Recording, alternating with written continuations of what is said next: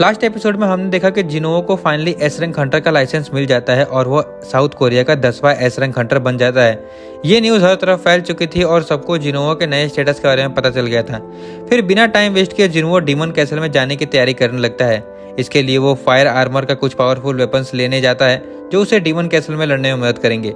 उधर हम देखते हैं कि जिनहो अपने डैड को बता देता है कि अब से वो जिनहो के साथ काम करेगा और अपना घर छोड़कर जिनहो के घर शिफ्ट हो जाता है। इसके बाद फाइनली जिनहो डीमन कैसल में एंटर करता है। अपनी शैडो आर्मी की मदद से आसानी से सारे फ्लोर क्लियर करने लगता है, लेकिन अचानक उसके कुछ शैडो सोल्जर्स मरने लगते हैं। ये देखकर जिनहो वहां जाता है और देखता है कि कुछ पावरफुल डीमन नाइट्स उसके सोल्जर के साथ लड़ रहे हैं। जिनहो उन्हें इजीली हरा देता है, लेकिन अब उसके सामने बचता है सिर्फ एक डीमन नाइट का लीडर।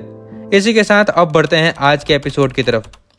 लेकिन गाइस सबसे पहले मेक श्योर करिए कि प्लीज़ हमारे चैनल को सब्सक्राइब कर दीजिए, क्योंकि अगर आप सब्सक्राइब करेंगे तो हमारे जैसे नए क्रिएटर को बहुत ज़्यादा मोटिवेशन मिलता है और आप अगर जितने ज़्यादा सपोर्ट करेंगे हम आपके लिए और भी बेहतरीन कंटेंट लेकर के आते रहेंगे। तो मेक श्योर कि लाइक करिएगा, सब्सक्राइब करिएगा और शेयर करके अपने दोस्तों को ही बता दीजिएगा ताकि उन्हें भी ये सारी चीज़ें पता चलती रही। तो जल्दी से लाइक, शेयर, कॉमेंट, सब्सक्राइब सब कुछ कर दो। और अब चलो बिना टाइम वेस्ट किए चलते हैं आज के एपिसोड की तरफ। सोलो लेवलिंग सीजन 2 एपिसोड 8 की शुरुआत होती है, जिसमें जिनहो बोल रहा होता है कि मैं हमेशा से सोचता था कि क्या मॉन्स्टर भी डर महसूस करते हैं या नहीं, पर अब मुझे पूरा यकीन है। इतना कहते ही जिनहो आखिरी बचे हुए मॉन्स्टर की तरफ बढ़ता है जो इन तीनों का लीडर था। जिनहो की आंखों में एक अलग ही ब्लड डस्ट दिख रही थी। इस वक्त वो खुद एक मॉन्स्टर जैसा लग रहा था। वो मॉन्स्टर तुरंत अटैक करता है और जिनहो के वाइटल स्पॉट को टारगेट करने की कोशिश करता है, लेकिन जिनहो आसानी से उसके अटैक को डॉज कर लेता है और अपने एक अटैक से उसके तलवार के 2 टुकड़े कर देता है। जिनहो उसका फेस ग्रैब करके उसका मास्क तोड़ने वाला होता है, तभी एक आवाज आती है, आई गिव अप। जिनहो तुरंत समझ जाता है कि ये एक लड़की की आवाज है। जब वो मास्क उतारता है तो सच में वो एक लड़की होती है जो तुरंत घबरा करके बोलने लगती है, मुझे मरना नहीं है, प्लीज मुझे माफ कर दो। जिनहो कहता है, पहले तुमने हमारे सोल्जर्स पे अटैक किया और अब माफी मांग रही हो। लड़की कहती है, मैंने जानबूझकर नहीं किया, मैंने बस अपनी और अपने साथियों की रक्षा करने के लिए किया था, प्लीज मुझे छोड़ दो। जिनहो सोचता है, मैंने इतना सेल्फिश डीमन आज तक नहीं देखा और ये दिखने में भी इंसानों जैसा लग रही है। वो अभी सोच ही रहा होता है कि उसे छोड़ना चाहिए या नहीं, तभी वो लड़की पीछे से अटैक करने का ट्राई करती है, लेकिन इस बार टस्क तुरंत अपनी शील्ड का इस्तेमाल करके जिनहो को बचा लेता है। जिनहो गुस्से में बोलता है, तुम क्या कर रही हो, लेकिन लड़की फिर से माफी मांगने लगती है और नीचे झुक जाती है। टस्क को उसके ऊपर विश्वास नहीं होता। उसे लगता है कि कहीं ये कोई और ट्रिक ना हो, इसीलिए वो अपने ग्रेविटेशन मैजिक का यूज करके उसे हवा में उठा लेता है। डर के मारे लड़की बोलती है, तुम्हें जो चाहिए मैं वो दूंगी। तुम्हें एंट्री पास चाहिए ना नेक्स्ट फ्लोर पर जाने के लिए, मेरे क्लैन वालों के पास सेफली रखा गया है। अगर तुम मुझे बिना कुछ किए उनके पास पहुंचा दोगे तो मैं तुम्हें एंट्री पास दे दूंगी। जिनहो सोचता है, तो इसीलिए हमें अब तक एंट्री पास नहीं मिला। मुझे नहीं लगा था कि मॉन्स्टर खुद उसका प्रोटेक्शन कर रहे होंगे, लेकिन फिर भी जिनहो को इस पर डाउट होता है। इसीलिए वो अपना ब्लड डस्ट एक्टिवेट करके उससे गुस्से में पूछता है, क्या मैं तुम पे भरोसा कर सकता हूँ। लड़की पूरी तरीके से डर जाती है और तुरंत कहती है, मैं झूठ नहीं बोल रही हूँ, मैं सच कह रही हूँ। जिनहो कहता है, ठीक है, मुझे तुम एंट्री पास दे दो, मैं बिना किसी को हार्म किए यहाँ से चला जाऊंगा, लेकिन पहले मुझे ये बताओ तुम लोग हो कौन। इतना कहते ही सीन शिफ्ट हो जाता है एक नई जगह पर। वहाँ एक मॉन्स्टर दिखाई देता है जो समुद्र पार करके आया है और अब हंटर और सिविलियन को मार रहा है। फिर सीन वापस डीमन कैसल पर शिफ्ट होता है। जिनहो उस मॉन्स्टर लड़की से सवाल पूछ रहा होता है, तुम लोग कौन हो, क्या तुम भी वही आवाजें सुनते हो जो इंसानों को मारने के लिए कहती है। लड़की सर हिलाती है, नहीं, हमें अलग तरह की आवाज सुनाई देती है। जिनहो क्यूरियस हो जाता है, अलग तरह की आवाज मतलब। लड़की कहती है, हमें सिर्फ एक आवाज सुनाई देती है जो कहती है अपने इलाके की रक्षा करो। जिनहो के मन में नए नए सवाल उठने लगते हैं। उसे लगता है कि ये उसके सिस्टम के बारे में जानने का सबसे अच्छा मौका है। वो एक और सवाल करता है, तुम ये आवाज कब से सुन रही हो। लड़की कहती है, जब से हमने अपनी आंखें खोली है। जिनहो और भी क्यूरियस हो जाता है, तो फिर आंखें खोलने से पहले तुम लोग कहाँ थे। लड़की सोचने लगती है और फिर कहती है, डीमन वर्ल्ड में, लेकिन एक दिन अचानक से यहाँ आ गए। जिनहो और भी गहरे सवाल करता है, डीमन वर्ल्ड में तुम लोग क्या कर रहे थे।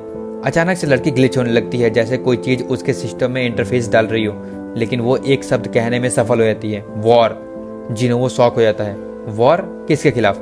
लड़की धीरे से बोलती है, एक बहुत ही शक्तिशाली दुश्मन के खिलाफ जो इतना पावरफुल था कि सारे डीमंस को मिलकर एक साथ आना पड़ा था।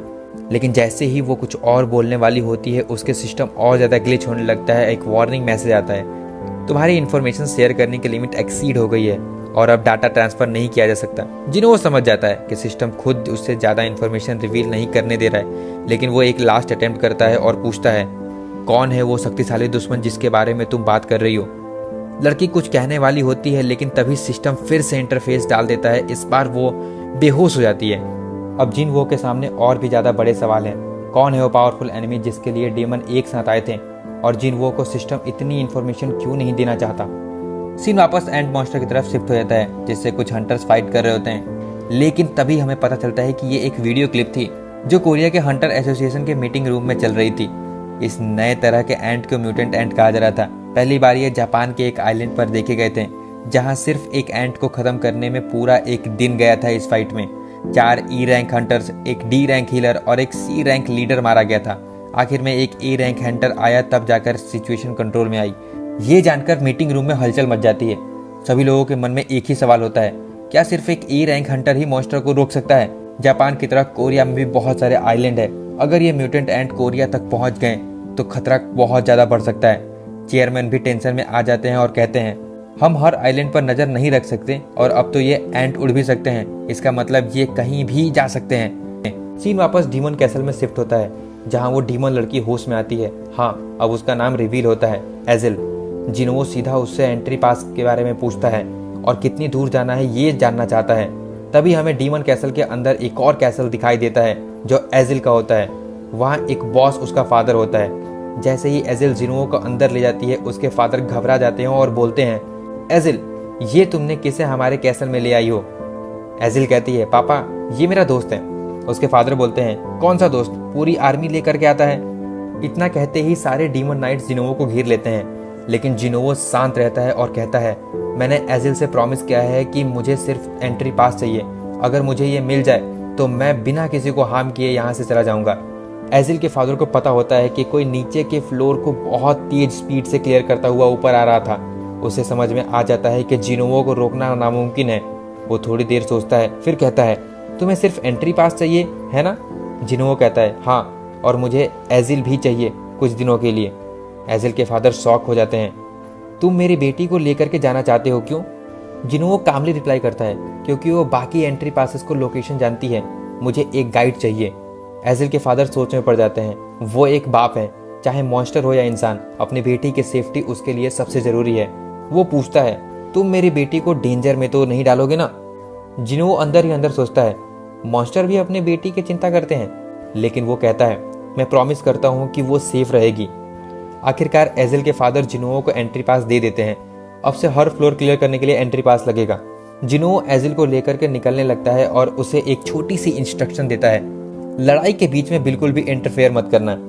जिनोवो नेक्स्ट फ्लोर पे पहुंचता है और फाइट के लिए रेडी हो जाता है। तभी एजिल बोल पड़ती है, एक मिनट, ये वाइन बोतल ले जाओ, मेरे पापा ने दिया है। अगर तुम इसे क्लैन के हेड को दोगे तो वो खुश हो जाएंगे और नेगोशिएशन आसानी से हो जाएगी। जिनोवो कंफ्यूज हो जाता है, नेगोशिएशन? क्या तुम्हारे क्लैन और इस क्लैन के बीच दोस्ती है? एजिल कहती है, नहीं। जिनोवो थोड़ा मुस्कुराकर कहता है, तो फिर नेगोशिएशन की जरूरत ही नहीं है। फिर वो एजिल से कहता है, तुम यहीं वेट करो, मुझे ज्यादा टाइम नहीं लगेगा। ये बोलते ही जिनोवो फाइट करने के लिए चला जाता है। फिर सीन हंटर एसोसिएशन के मीटिंग रूम में शिफ्ट होता है। यहाँ जापान के सबसे बड़े गिल्ड का एक टॉप हंटर ryuji कोटो भी मीटिंग में होता है। वो लोग जेजू आइलैंड रेड की स्ट्रेटजी डिस्कस कर रहे होते हैं। कोटो बोलता है, हमें एक साथ काम करना चाहिए जेजू आइलैंड रेड में। हमारे गिल्ड में 11 एस रैंक हंटर हैं। ये सुनकर सब शॉक हो जाते हैं, क्योंकि पूरी साउथ कोरिया में 10 एस रैंक हंटर होते हैं, बट कोटो के गिल्ड में 11 हैं। ये डील साउथ कोरिया के लिए काफी फायदेमंद हो सकती थी, बट चेयरमैन को डाउट होता है, आखिर एक इतनी बड़ी गिल्ड हमारी हेल्प क्यों करना चाहती है। फिर हमें पता चलता है कि ryuji कोटो को नेशनल लेवल हंटर का टाइटल चाहिए। अगर वो जेजू रेड में मदद करता है तो उसके लिए बहुत बड़ा एडवांटेज होगा। फिर सीन वापस डीमन कैसल पर शिफ्ट होता है। जिनोवो फाइनली 100 फ्लोर तक पहुंच चुका होता है, जहां उसका सामना होता है डीमन किंग बैरन से, जो एक बहुत शक्तिशाली उड़ता हुआ ड्रैगन पर बैठा होता है। उस ड्रैगन का नाम काइजेल होता है। बैरन का ऑरा इतना इंटेंस होता है कि एजिल डर के कांपने लगती है, और जिनोवो को भी लगता है कि ये फाइट पहले से ज्यादा मुश्किल होने वाली है।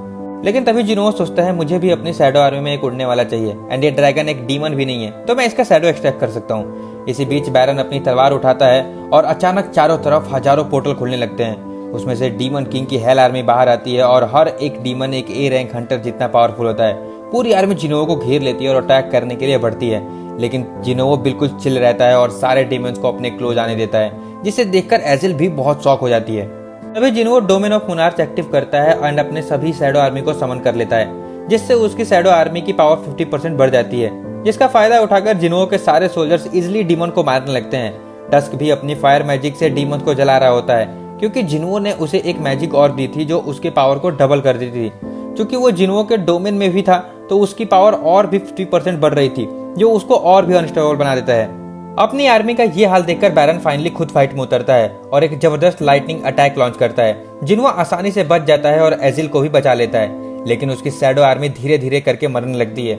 अगर जिन्हो ने बैरन को जल्दी नहीं रोका तो उसकी पूरी आर्मी खत्म हो सकती है। जिन्हो बैरन के ड्रैगन काइजेल पर अटैक करने का प्लान बनाता है ताकि डीमन किंग को नीचे लाया जा सके, लेकिन जैसे ही जिन्हो अटैक करता है बैरन अपनी शॉट से रोक लेता है और उस पर जबरदस्त काउंटर अटैक करता है, जिससे जिन्हो बहुत दूर जमीन पर जा गिरता है। तभी बैरन एक और लाइटनिंग अटैक लॉन्च करता है जो जिन्हो को बचने का कोई मौका नहीं देता। तभी टस्क बीच में आकर अपनी फायर मैजिक से लाइटनिंग को काउंटर कर देता है और बैरन का ड्रैगन काइजेल को जलाकर खत्म कर देता है। ड्रैगन के मरते ही बैरन नीचे आने पर मजबूर हो जाता है, जिसे देखकर जिन्हो कहता है, अच्छा हुआ तुम नीचे आ गए, ऊपर देख देख के मेरी गर्दन दुख रही थी। लेकिन जैसे ही बैरन नीचे आता है उसने फिर से एक और लाइटनिंग ब्लास्ट लॉन्च कर दी जो जिन्हो के शैडो आर्मी को तेज गति से खत्म करने लगती है। आयरन और इग्रिस दोनों अटैक करते हैं, लेकिन बैरन उन्हें आसानी से एक स्लैश में खत्म कर देता है, जिससे जिन्हो का माना और भी फास्ट ड्रेन होने लगता है। जिन्हो अब खुद अपनी डैगर लेकर बैरन पर अटैक करता है, लेकिन डीमन किंग एक हाथ से उसका सर पकड़ लेता है और दूसरे हाथों से उसको काटने ही वाला होता है। तभी इग्रिस रीजनरेट होकर वापस आता है और तलवार सीधा बैरन के हाथों में घुसा देता है, जिससे उसकी शॉट गिर जाती है। जिन्हो इस मौके का पूरा फायदा उठाता है और अपनी दोनों डैगर्स बैरन के चेस्ट में घुसा देता है। बैरन अपने साथ ये सब होता हुआ देख बहुत गुस्सा हो जाता है और चारों तरफ लाइटनिंग रिलीज करने लगता है। वो अपनी दोनों हाथों में डैगर समन करता है और जिन्हो भी अपनी दूसरी डैगर निकाल लेता है। एक हाई स्पीड शॉर्ट फाइट शुरू हो जाती है। फाइट के बीच में बैरन फिर से लाइटनिंग अटैक करने वाला होता है, लेकिन जिन्हो अपनी डैगर से उसे डिफ्लेक्ट कर देता है, जिससे उससे दोनों हाथों से डैगर गिर जाता है। तभी बैरन अपने डैगर से जिन्हो पर वार कर देता है, लेकिन जिन्हो उसके हाथों को पकड़ लेता है। बैरन फिर से लाइटनिंग अटैक लॉन्च करने लगता है और अब जिन्हो के पास कोई ऑप्शन नहीं बचा होता है। लेकिन तभी अचानक से एक भाला सीधे बैरन के सर में जा लगता है और लाइटनिंग अटैक रुक जाती है। जिन्हो शॉक हो जाता है कि ये किसने किया, और तभी उसकी नजर एजिल पर पड़ती है।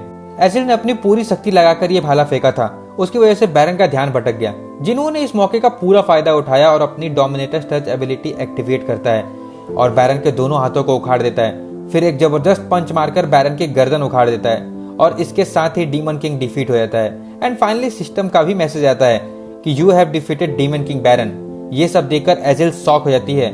जिन्हो उससे कहता है, जाओ अपने फादर को बता देना कि तुम्हारा क्लैन अब फर्स्ट पे आ गया है। इसके साथ ही अब जिन्हो का लेवल भी 97 हो जाता है। इसके साथ ही ये एपिसोड यहीं पे खत्म होता है। अगर आपको ये एक्सप्लेनेशन थोड़ा भी अच्छा लगा हो तो लाइक और सब्सक्राइब जरूर कर देना।